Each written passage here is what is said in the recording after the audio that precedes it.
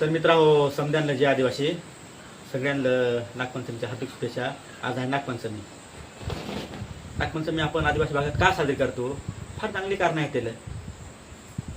असं आदिवासी भागात जर नागपंचमी साजरी करत आहे ते सपात दूध पाजत आहे, दूध पितो तो ते कर्मकांड झाला।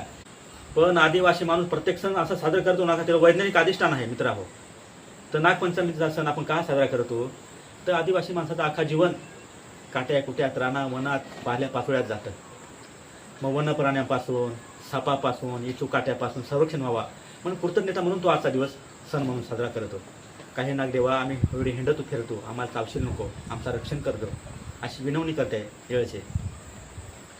आणि दुसरी गोष्ट म्हणजे संध्याकाळी कूड सारवून त्यावर पचवी काढली जाते। पचवी आजचे लहान लेकरांना नसं माहीत पचवी म्हणजे काय। तर पचवी म्हणजे आजी जगाला आपण दिले ना वारली पेंटिंग, ती वारली पेंटिंग ती पचवी म्हणून काढली म्हणून आज वारली पेंटिंग झाली। मग पहा, ते वारली पेंटिंगची जागा कुणाची भीतीवर होती पहिली, आता 5 स्टार हॉटेलमध्ये जागा घेतली। मग ब्रँड झाला आहे ही पचवी आपली लक्षात घ्या। साधा सुद्धा नाही आदिवासी माणूस। मग हे पचवीत आपण काय काय काढतो? तर आदिवासी माणसाच्या जीवनामध्ये आदिवासी माणसाचं जीवन जेव्हा अवलंबून आहे त्या गोष्टी काढल्या जात्या।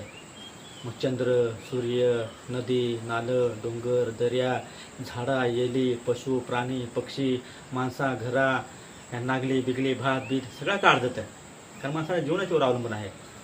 मग माणूस विनवणी करतो संध्याकाळी, काही तुमच्यामुळे हे आमचं जीवन आहे म्हणून तुमच्या आमच्यावर कृपा राहावी म्हणून आपण तिची पचवीची पूजा करतो।